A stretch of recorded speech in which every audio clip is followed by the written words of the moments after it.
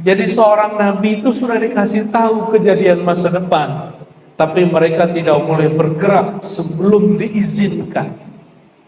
Gak boleh bergerak dengan nafsu. Oleh ulama-ulama tua kita disebut ini ilmu gerak, gerak hati. Silakan Pak Bupati, Pak Ketua ya, dipelajari ilmu ini. Pak Dandi, ini penting sekali ini. Ilmu gerak hati. Kalau nggak tahu rumusnya, cukup sholat 2 rakaat. Gampang toh syariat Islam.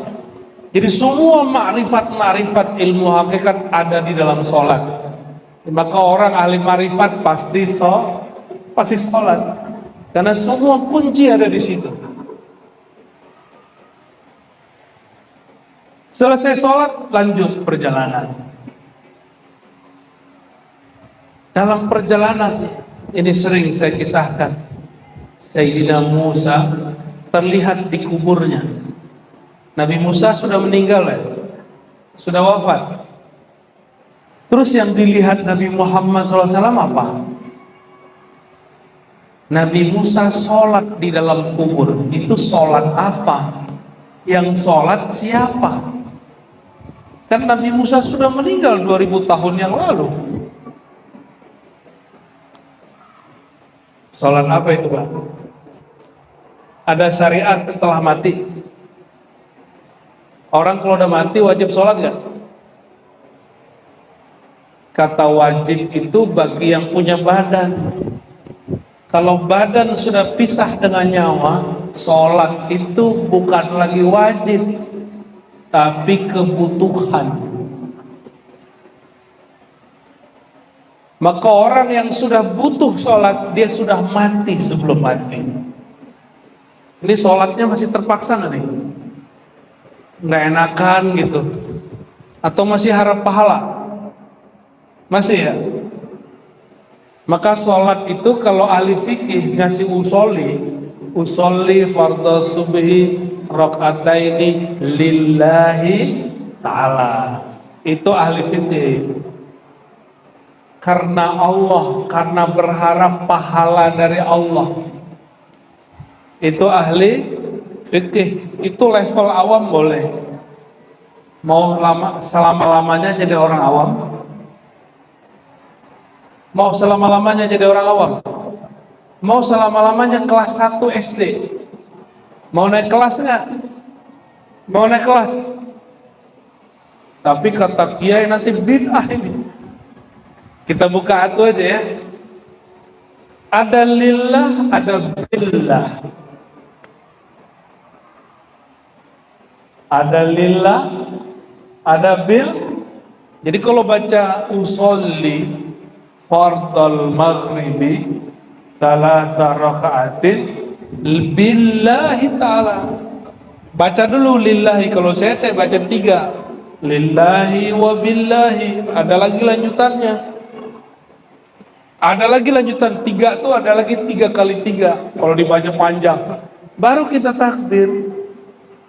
Tapi itu mainan kolbu, bisa dilafazkan, boleh juga tidak dilafazkan.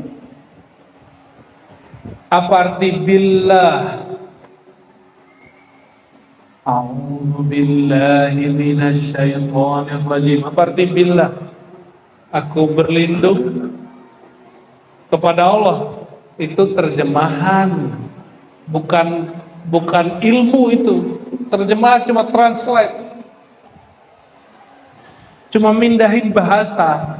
Burung beo, atau burung beo, cuma ngulang kalimat, tapi nggak paham maknanya.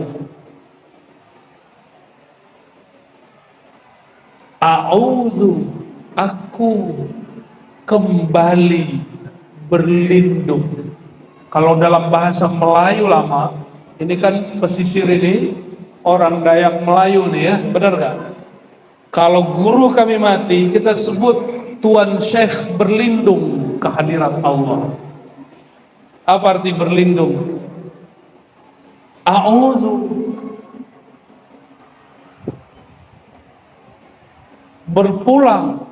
Maka a'udzu itu mematikan diri sebelum mati. Meniadakan daya upaya kecuali dengan dayanya upayanya Allah Subhanahu wa Ta'ala. Maka kajian yang tinggi itu ada di lafaz yang kita baca hari-hari. Oleh karena itu saya buka-buka aja Pak, yang boleh dibuka. Kenapa? Mau sampai kapan orang dia ilmunya begitu terus, makannya nasi tiap hari nggak ada lauknya. Mau makan nasi tiap hari nggak ada lauknya? Kok betah makan tiap hari nggak ada lauknya? Kok betah santapan sholat yang nggak ada maknanya? Sholat itu kutul qulub, kutul ruh. Sholat itu makanan ruh, makanan kolbu. Kalau nggak diberi makna, nggak ada rasanya. Itu yang membuat orang buru-buru mau selesai sholat. Cepat-cepat kalau sholat. Nih cek ya. Ciri orang sudah menikmati sholat. Sholat dia di tempat ramai lama, di rumah juga lama. Di masjid dia sholat sunat, di rumah juga sholat sunat. Udah begitu belum? Nah, aku aja belum. Ya, di masjid aja nggak sholat sunat, kalau gini rumah. Jadi a'udzubillah, aku berlindung bi. Terjemahan harfiah bi apa? Secara translate ba. Apa arti ba? Bismillah, dengan nama Allah. Billah, dengan Allah. Sebenarnya ada ilmu namanya ilmu titik, tapi saya nggak boleh buka Pak, biar penasaran aja ya. Jadi titik di bawah batu ada ilmunya, tapi itu ilmu tengah malam itu.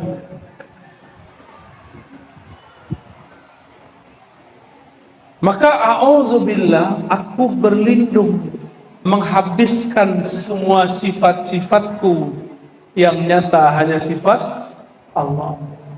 Menghabiskan semua fiil perbuatanku yang nyata hanya perbuatan Allah. Jadi kalau takbir yang bikin kita bisa angkat tangan siapa? Allah, betul. Yang bikin kita bisa ruku siapa? Allah, benar. Yang bikin kita bisa sujud ya Allah. Kalau begitu, pantas nggak gerak-gerak Allah, tubuh milik Allah, nyawa milik Allah, ruh hembusan Allah, lalu minta upah pahala dari Allah? Pantas nggak? Saya minjam mobil bagusnya Pak Bupati, dipakai 5 hari, keliling-keliling lah ini Kalimantan. Habis pulang saya bilang, Pak Bupati, saya sudah pakai mobil Pak Bupati 5 hari, mana hadiahnya? Itu waras nggak? Maka ketidakwarasan itu diajarkan hari ini. Mau diajarkan yang nggak waras-waras begini? Mau jadi nggak waras, kok jadi waras? Maka orang waras itu disebut arif, bahasa Arabnya. Orang yang arif, udah jadi bahasa Melayu. Orang yang bijak, orang yang mengerti. Yang mengerti bahwa gerak dia dalam menyembah Allah adalah gerak Allah sendiri. Itulah makna a'udzu billah. Itu makna la haula wala quwata illa billah. Ilmunya nggak tinggi-tinggi kok. Bacaan sebelum baca Quran sama bacaan dengar azan. Jadi kalau orang nanya, kenapa nih Ar-Razi ini buka ilmu tinggi? Gak ada yang tinggi, ente aja jarang dengar. Ya, yang dibuka cuma la haula wala, auzubillah, bismillah, apa yang tinggi? Kajian puncak saya nggak jauh-jauh, cuma syahadat, nggak jauh-jauh. Jadi kajian puncak itu syahadat. Nggak ada tinggi-tinggi. Syahadat rukun Islam bukan? Rukun Islam. Nggak ada kajian lebih tinggi dari kajian syahadat.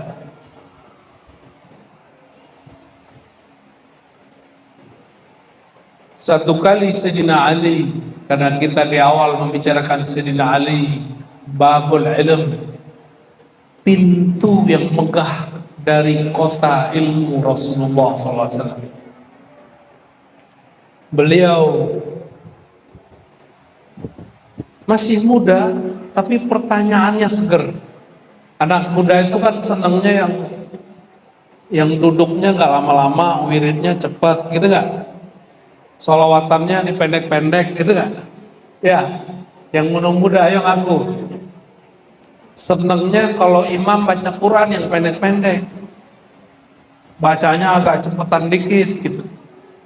Sama Sayyidina Ali masih muda, pertanyaannya sama.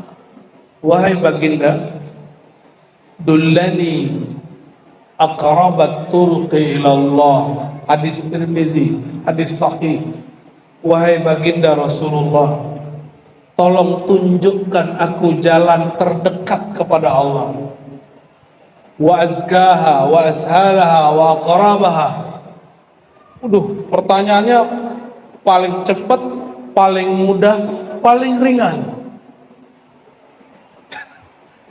Kalau orang tua kan nggak mau, mohon maaf. Saya pernah mimpin sholat, kita suka murattal, Bismillahirrahmanirrahim, Alhamdulillahirabbil alamin. Habis assalamualaikum, kita langsung dicolek sama aki-aki. Kamu lagi buru-buru ya? Nah bukan, style saya baca Quran memang begitu. Bagi dia dianggap buru-buru, makanya kalau sekarang pergi ke masjid jarang mau jadi imam. Khawatir nanti yang aki-aki terganggu. Ya, padahal kalau yang muda-muda senang, wah alhamdulillah harus jadi imam. Sayyidina Ali dijawab oleh baginda Rasulullah SAW, kamu mau jalan tercepat kepada Allah? Nggak susah. Zikrullah. Zikrullah. Apa arti zikrullah? Apa arti zikrullah? Sembari ngopi ya. Bismillah. Seperti zikrullah, takut salah ya. Menyebut. Oke, bagus. Apalagi? Mengingat apa yang diingat. Allah, emang bisa ingat? Ada yang bisa ingat wajah Allah? Kayak gimana rupanya? Itu benar, tapi pas didalamin kita minta ampun juga, ya Allah apa yang aku ingat. Coba kalau lagi sholat habis takbir ingatnya macam-macam kan, nggak bisa. Otak ini nggak sanggup ingat Allah.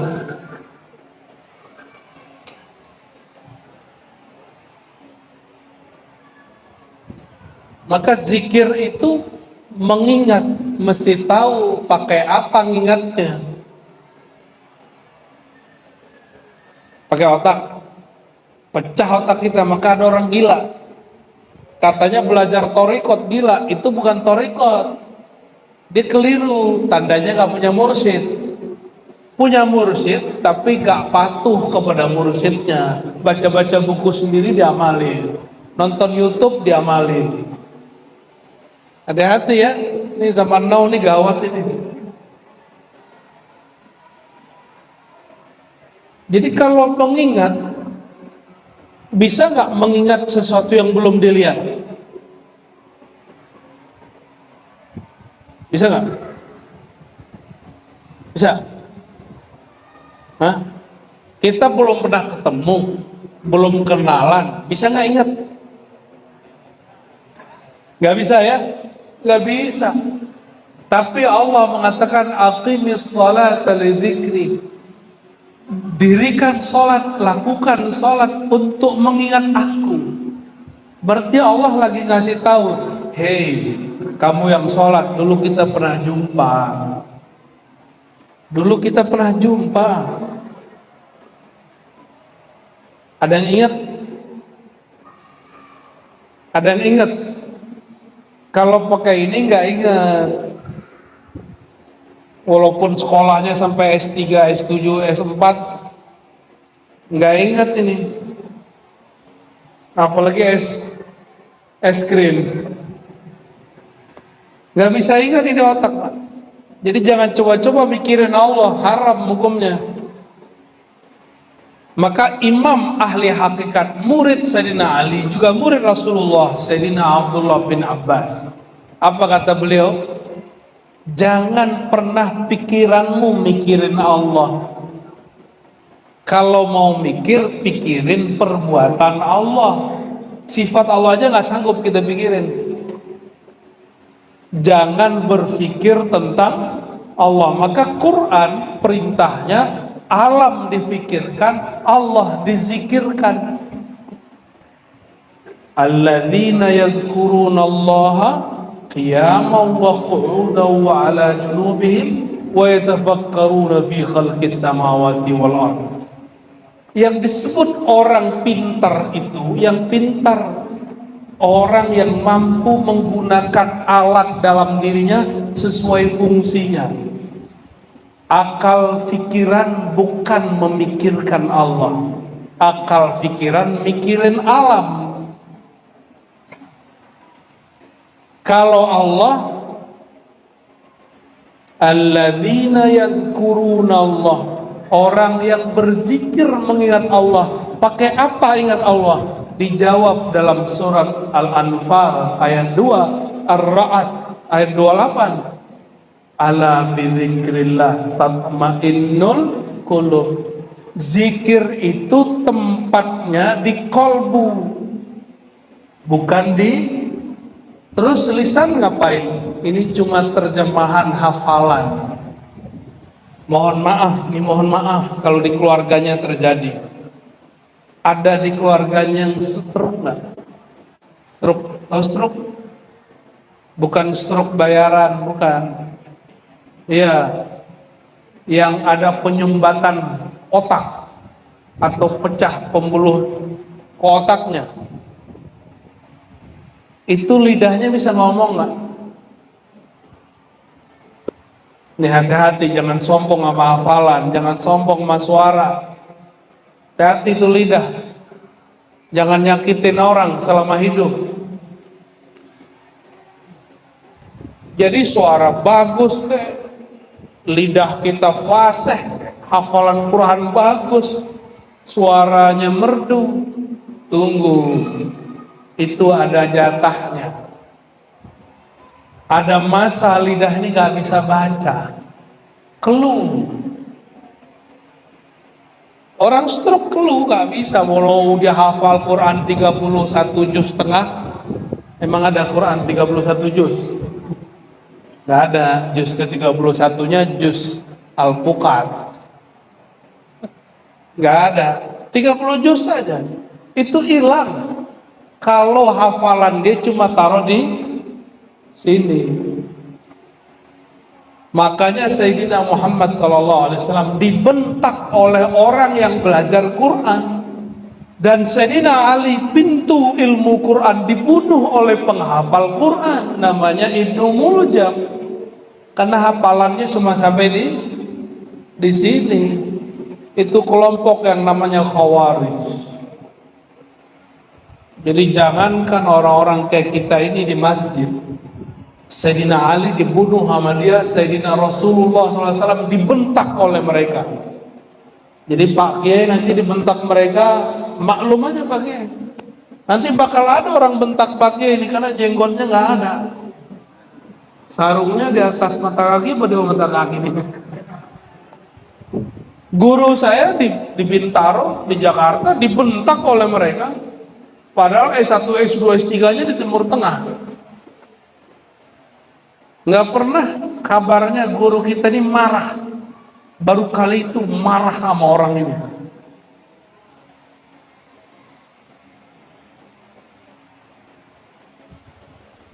Nah, tapi jangan bahas itu ya.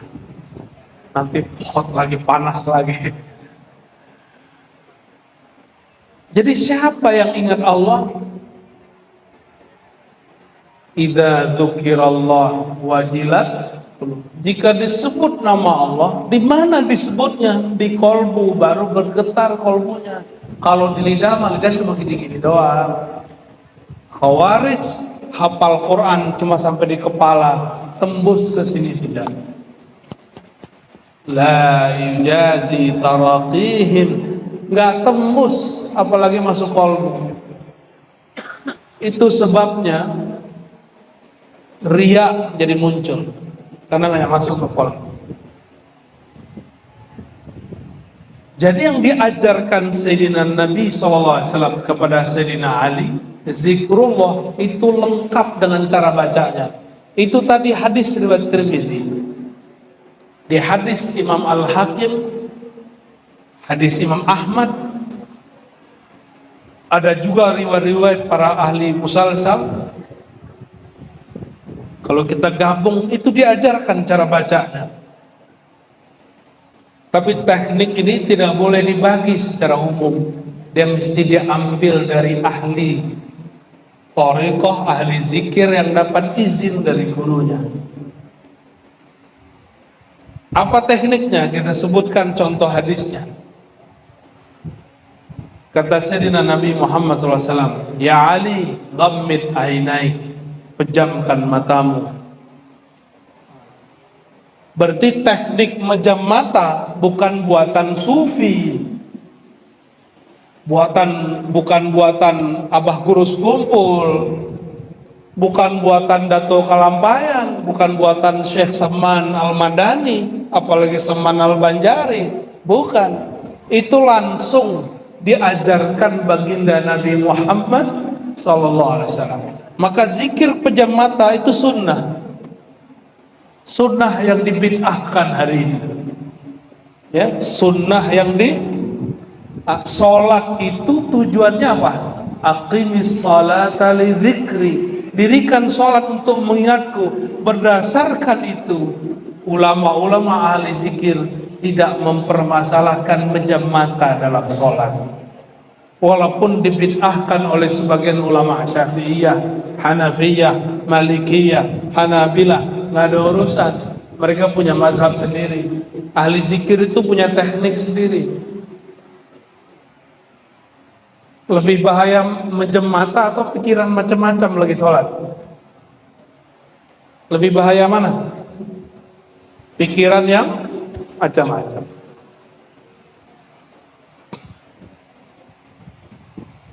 Jadi sudah dapat rumusan, kalau ingat Allah pakai, dan itu mesti diambil dari ahli qalbu, sirnya, rasanya harus dijemput. Mesti diambil, gak ada di kitab. Kitab tuh gak ada nyawanya. Mau kita nyantri 1000 tahun gak ketemu di kitab. Di kitab cuma tata cara yang zahir. Mesti diambil dari ahlinya, dari orang yang nyambut ilmu itu dari ahli qalbu sebelumnya. Orang ini nyambung kepada orang sebelumnya, bersambung kepada rohaniah baginda Nabi Muhammad sallallahu alaihi wasallam. Itulah makna kalam beliau dalam hadis yang sahih, tuba liman ra'ani wa amana bi. Tuba liman ra'ani, tuba sampai 7 kali. Kalau beliau mau sampai berkali-kali. Sungguh beruntung tuba. Tuba itu pohon kemenangan yang Allah ciptakan di surga, yang kita kalau jalan di bawahnya itu pohon rindaknya 100 tahun jalan baru nyampe di ujung. Kalau pakai mobil mungkin nyampe 80 tahun kali ya, apa 50 tahun baru nyampe di ujung. 100 tahun jalan itu pohon baru kita tembus, baru satu pohon. Pohon kemenangan itu naungannya akan meliputi orang yang memandang aku dan percaya kepada aku. Akunya di sini ya nur Nabi Muhammad sallallahu alaihi wasallam. Abu Jahal melihat Muhammad bin Abdullah, tidak melihat Muhammad Rasulullah sallallahu alaihi wasallam. Abu Jahal, Abu Lahab, nah itu paman Rasulullah SAW. Mandang Nabi Muhammad hanya ponaan. Ah, ponaan gua tuh. Ya. Sinting. Masa dulu orangnya lurus, sekarang saking lurusnya sekarang gila. Gitu ngomongnya mereka. Maka di Quran Nabi Muhammad SAW pertama kali dituduh tersihir, mashur. Kedua dituduh penyihir. Yang ketiga dituduh kahin, dukun. Yang keempat dituduh majnun, gila. Itu tahapannya beliau. Kalau digabung di semua, dolalin mubin, dituduh sesat. Intinya difatwain sesat sama orang semasanya. Ah, ini kabar buruk nih ya. Semoga negeri kita aman dari begitu, Pak Ketua MUI ya, pengurus MUI. Jangan suka-suka memfatwakan orang sesat. MUI diciptakan bukan untuk memfatwakan orang sesat, tapi untuk membina umat. Sepakat? Maka kita sangat menentang kalau MUI suka fatwa-fatwain orang. Itu sama kayak negeri jiran itu sebelah. Beda paham dikit fatwa. Beda fatwa cabut tauliah. Tahu tauliah? Izin mengajar. Alhamdulillah negeri kita nggak begitu ya. Alhamdulillah. Ya kalau di negeri kita ini kalau ada di jiran nih, kayak Guru Abbas tuh langsung dilarang ngajar itu. Serius. Karena buka kajian Ma'rifatullah, Ma'rifatul Rasul. Kayak abang guru kumpul dilarang itu.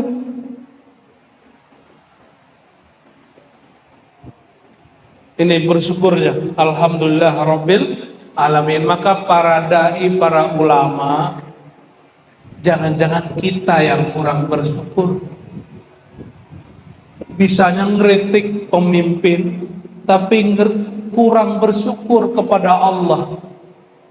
Karena kebebasan yang diberikan oleh pemimpin kepada kita berdakwah, kita nggak diteror Pak, nggak dijegal. Mohon maaf nih Pak Dandim, Pak Dandim pernah dulu jegal kiai nggak waktu zaman muda-muda dulu? Jujur nih. Alhamdulillah enggak ya? Oh alhamdulillah. Generasi muda berarti nih Pak Dandim ya. Kiai saya, guru saya, tokoh masyumi, ceramah bab amanah dan adil. Turun langsung dipanggil sama Pak Kodim. 7 jam ditanya, lama-lama jadi murid. Untung guru kita pinter ngomong. Itu tahun 97, 98 reformasi. Umur guru kita sudah tua saat itu, umurnya itu udah 73. Udah 73 masih dipanggil-panggil sama Pak tentara kan? Zaman itu. Coba sekarang orang teriak-teriak, turunkan presiden, dia ditangkap nggak? Nggak ada. Orang lupa dengan memori ini, memori kebebasan berceramah. Maka kita wajib bersyukur, ya. Buat maulid pakai surat izin nggak?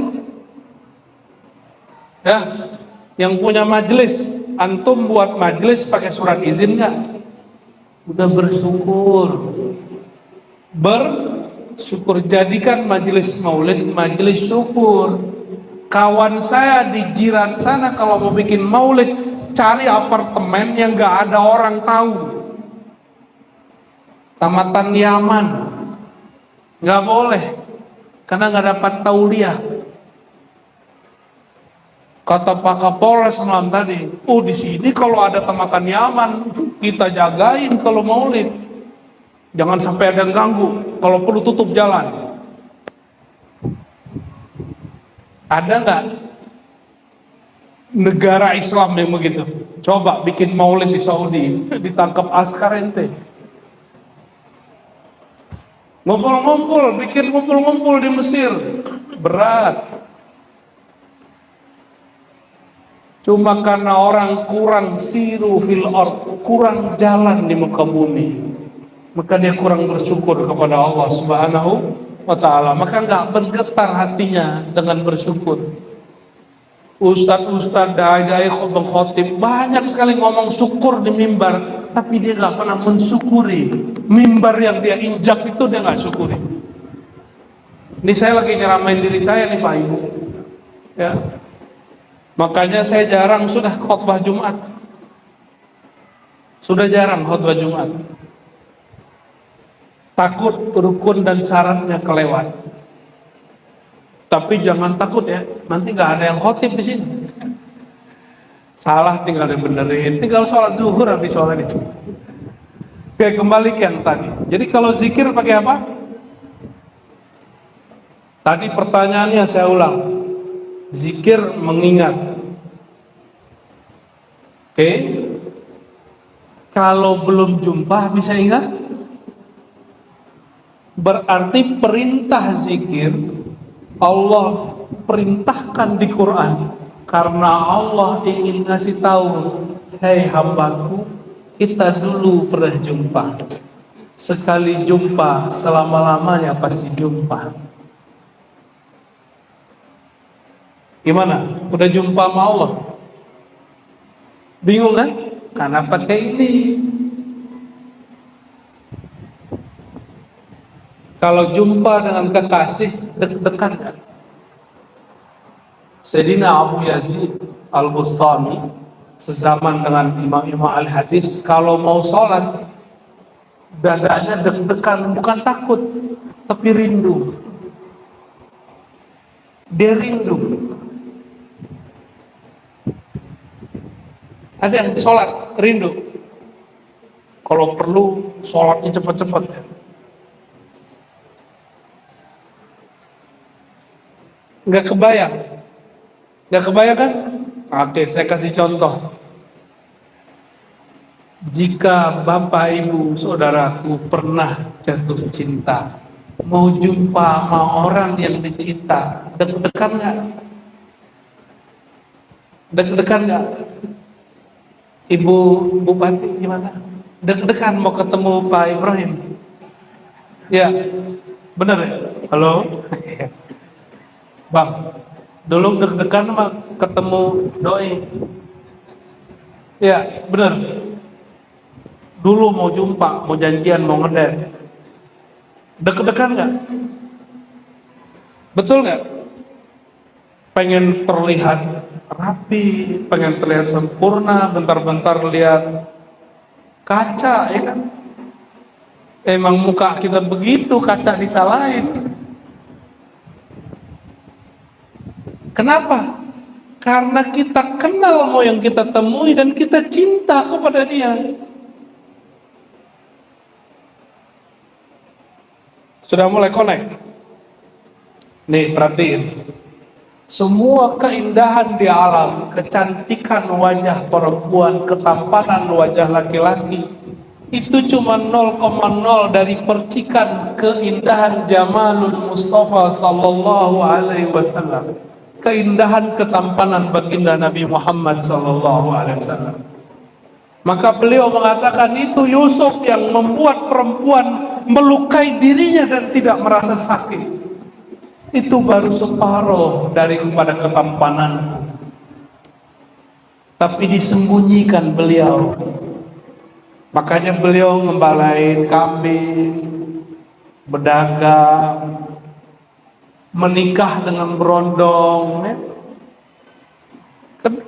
Karena gak ada yang sanggup.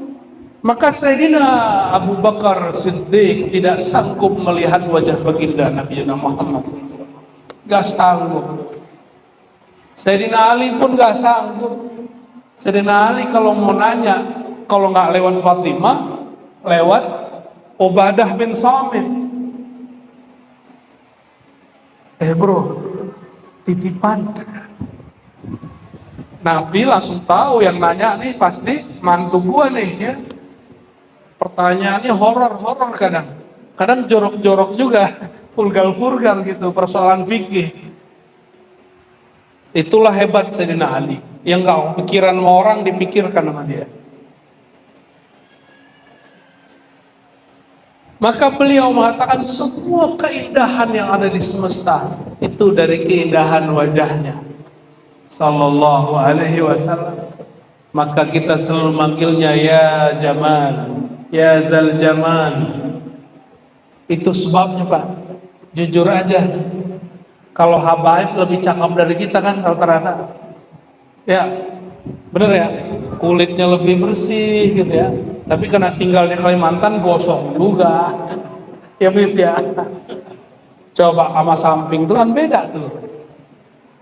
Sama samping belakangnya beda lagi tuh. Ya. Bening sendiri Bib. Kenapa? Karena ada darah Nabi Muhammad Sallallahu Alaihi Wasallam. Dan kita nggak bisa iri dengki. Kenapa? Coba tanya sama Habib. Emang dulu rencana lahir sebagai Habib? Enggak. Makanya pasti Habib sejati nggak pernah banggain nasab. Takut dia punya nasab ini. Syukur ia takut juga karena amanah. Itu urusannya karena dulu jumpa Nabi SAW dalam kondisi tertentu, maka dilahirkan sebagai sayyid, ada yang dilahirkan sebagai ulama. Jadi kita pernah jumpa, tapi bukan fisik ini. Tubuh ini jumpa, tambahkan umur. Umur Bapak sekarang berapa? 40. Tambahin 9 bulan di perut, berarti 41 lah ya. Ya, baru segitu. Otak kita nggak sanggup mengingat Allah karena otak kita baru seumur 40-an tahun. Ada yang paling tua di sini umur berapa? 70, 80. Otaknya berumur 70, 80. Nggak sanggup. Kenapa? Allah sudah ada dari sebelum itu. Allah wujud qidam, maka Allah itu qadim, sudah ada sebelum itu. Ma la yasbiquhu adamun, yang tidak pernah tidak ada dan selalu ada. Bahkan kalimat ada belum ada, Allah sudah ada. Pusing kan?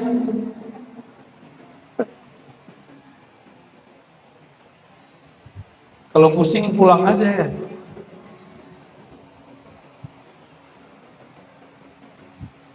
Jadi yang bisa mengingat Allah siapa? Yang Allah hembuskan ke dalam badan ini, itu yang bisa ingat Allah. Apa yang Allah hembuskan ke dalam diri kita?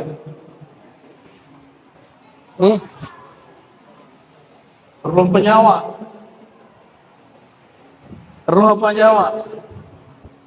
Ruh. Nafakhtu fihi min ruh. Aku hembuskan kepadanya sebagian dari rohku. Rohku bukan zatku. Jadi jangan salah paham. Allah tidak pernah membagi zatnya ke kita, nggak pernah. Yang dibagiin ke kita hembusannya.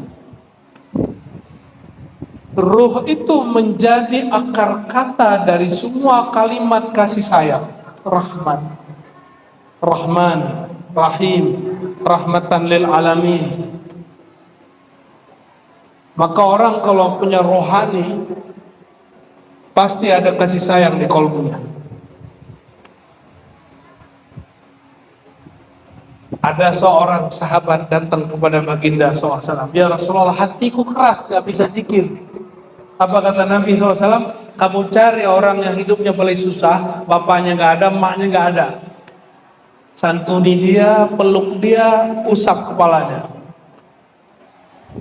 Dia datangin itu anak yatim piatu, dia usap, dia santuni, dia peluk, baru dia ingat, oh ini Rahman Rahimnya Allah Subhanahu wa Ta'ala. Jadi zikir itu nggak hanya di atas sajadah, ada zikir amali, zikir beraktivitas. Ini yang susah-susah nih, kolbunya nggak bisa zikir, cari orang hidupnya paling susah, bantu dia. Nanti minta doa sama orang itu, coba rasakan getaran doanya, nanti berasa.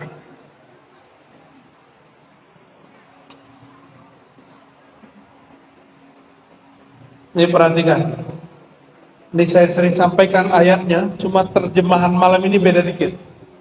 wa mimma razaqnahum yunfikun, dari yang kami rezekikan, sebagian yang kami rezekikan mereka infakkan, mereka bagi. Infak itu artinya apa? Bagi. Rezeki itu ada dua, ada rezeki zahir, ada rezeki batin. Nikmat itu ada dua, nikmat zahir, nikmat batin. Nikmat yang diberikan kepada Pak Bupati, Pak Ketua DPR apa? Pak Dandim apa? Pak beliau-beliau ini nikmat zahir. Maaf ya Pak ya, nikmat zahir itu. Nikmat yang diberikan kepada ahli ilmu nikmat apa? Nikmat batin. Maka Sayyidina Ali waktu ditanya, kamu pilih aku kasih harta atau pilih kasih ilmu? Jawabannya apa? Ilmu. Karena kalau harta di Tuban ada perusahaan baru minyak, ada orang Tuban sini waktu pembebasan tanah itu mendadak jadi miliarder, mendadak beli mobil padahal belum punya SIM. Setelah 2 tahun, tadinya musim punya mobil, sekarang musim jualan mobil. Ya, mungkin mereka sudah mulai paham ilmu Sayyidina Ali, bahwa kalau duit mau sekian M pasti habis. Apalagi buat kampanye, pasti habis. Tapi kalau ilmu gak pernah habis.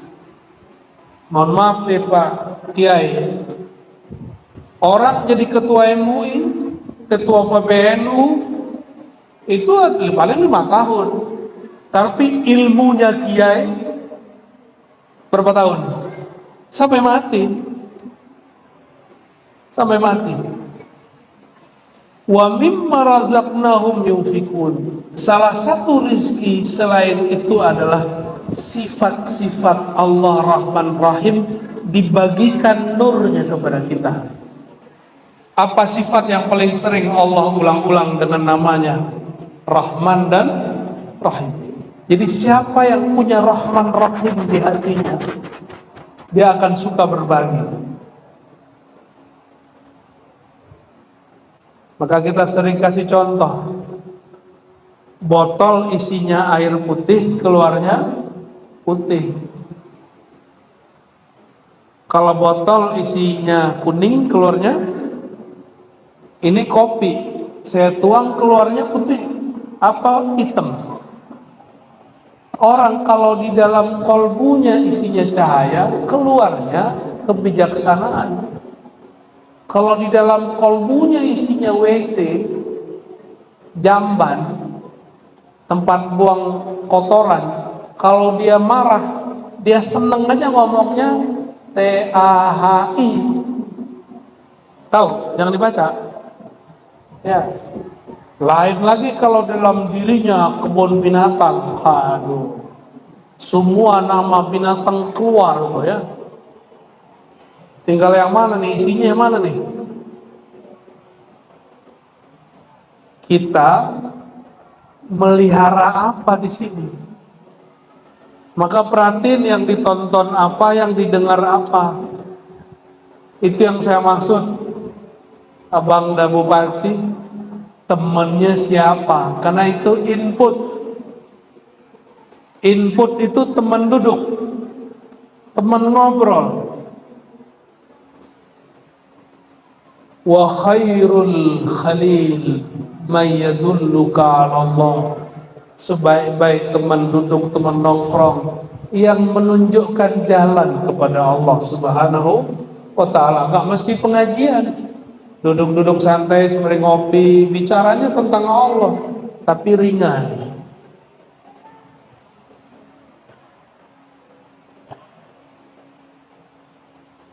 Satu kali Nabi Muhammad SAW, hadis Sahih Bukhari, dikabarkan bahwa anak cucunya nazar, sakarat. Maka beliau datang. Dan beliau melihat cucunya sakarat, beliau menangis. Sahabat nanya, ini kerasnya orang Arab nih, udah ketemu Rasulullah SAW masih keras. Apa kata dia? Ya Rasulullah, apa-apaan ini? Kok engkau menangis?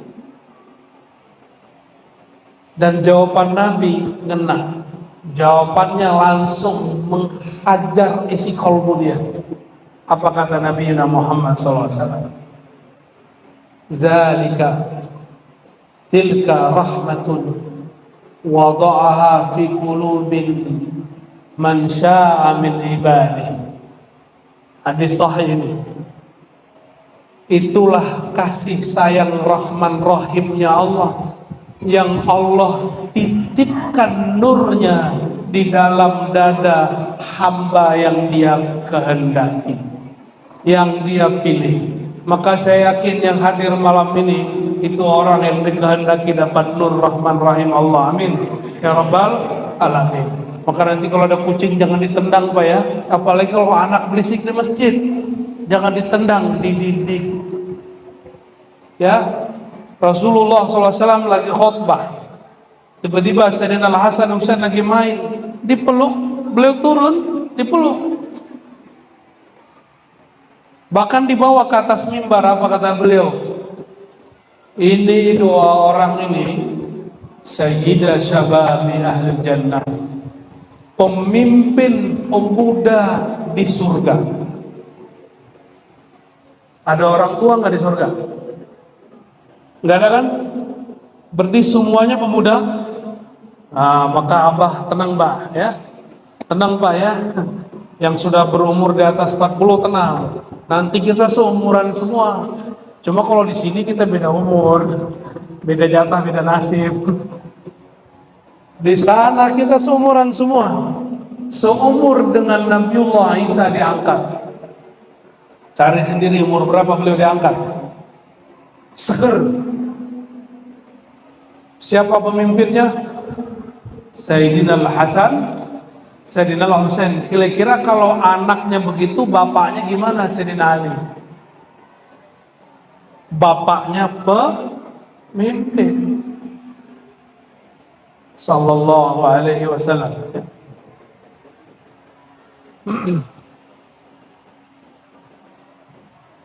Nabi SAW pernah jalan-jalan ya.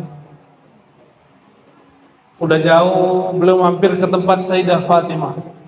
Hadis Sahih Bukhari.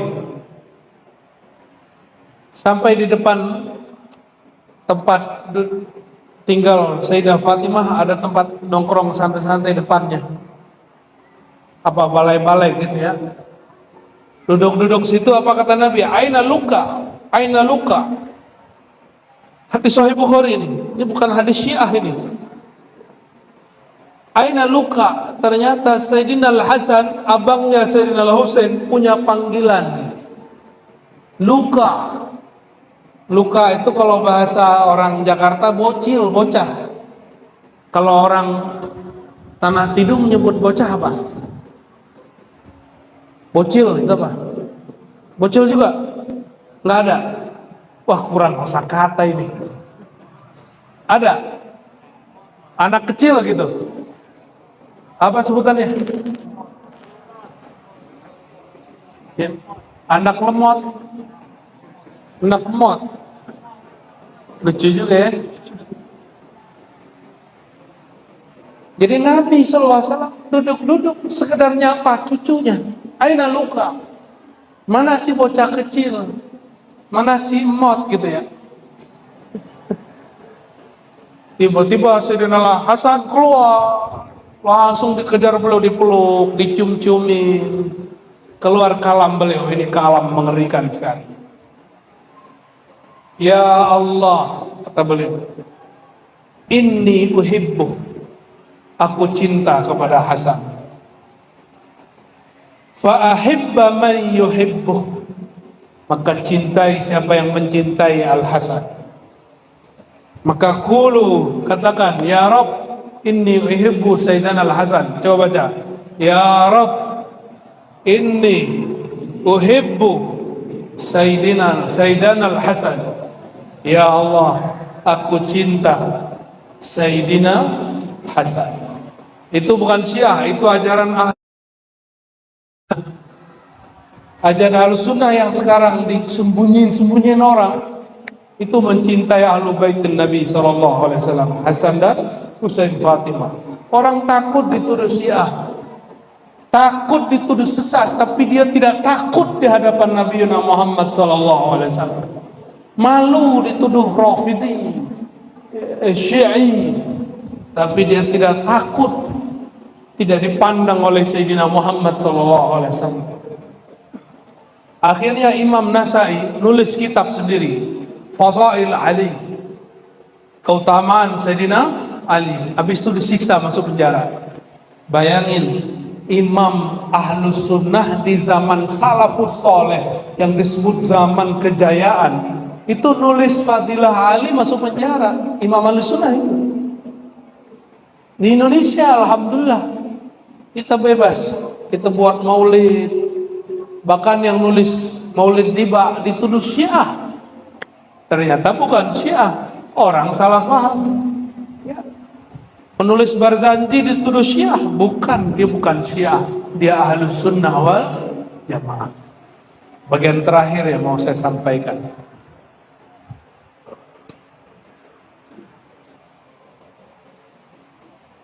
Jadi berzikir pakai kolbu.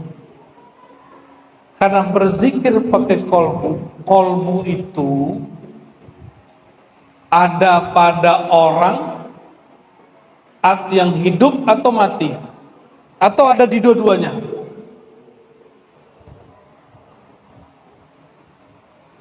Kolbu ikut mati nggak waktu orang mati? Kolbu ikut mati saat orang mati? Itulah yang dilihat Sayyidina Muhammad SAW waktu Sayyidina Musa sholat di kuburnya, padahal badannya sudah mati. Kolbunya, ruhnya masih utuh. Maksud saya menyampaikan ini, Bapak saudara saudariku, Bapak Ibu, umur ini ada jatahnya. Syukur-syukur umurnya panjang. Kata Nabi Muhammad SAW, umur umatku, umur ummati ma baina sittin ila sab'in wa qalilun ma yujawiz dzalik. Hadis Sahih Bukhari. Umur umatku hanya antara sittin dan sab'in, antara 60 sampai 70, sedikit yang lewat 70. Ayah saya, abah saya, Khalifah Thariqah Naqsyabandiyah, wafat umur 67, nggak nembus 70. Ada 1-2 guru saya sampai 80. Guru Hikam masih hidup, 86 atau 88 umurnya hari ini. Mursyid Tarekat Saman saya, Abu Ya Hasan Basri, wafat tahun 74, umur 74. Sedikit. Rata-rata guru saya meninggal umur 40, 50, 60, kebanyakan 60. Betul, di sini juga sama. Banyak meninggal 60, terutama udah pensiun. Bingung mikirin ngapain, ya, tiba-tiba sakit, stroke mati. Maka yang pensiun gak boleh berhenti beraktivitas. Jabatan boleh berhenti. Nur dalam diri harus tetap terbit. Nggak boleh berhenti. Maksud saya sederhana, yang umurnya panjang abadi itu kolbu, Allah yang abadikan, ruh Allah yang abadikan. Maka kalau kita nabung, beli rumah, bangun rumah untuk hari tua, sudahkah nabung untuk hari kolbu setelah masa tua? Oleh karena itu, jika kita lihat ada orang nggak nabung-nabung, kita sebut itu orang bodoh. Itu orang kerja boros, dan seboros-boros, sebodoh-bodohnya orang, dia membangun rumah yang dia mau tinggalkan. dia mempersiapkan sesuatu yang bakal dia lepas diri.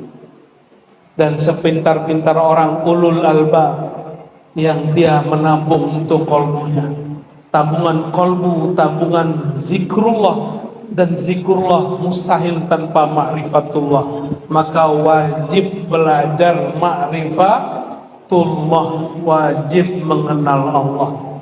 Semoga semua yang hadir, termasuk kami, Allah selalu bimbing untuk jalan mengenal Allah, menyembah yang dikenal, menyembah yang dicinta. Alangkah mulia, alangkah senangnya menyembah yang dicinta, betul-betul menambah rindu. Menyembah yang dicinta membuat kita tidak sabar untuk ketemu dia.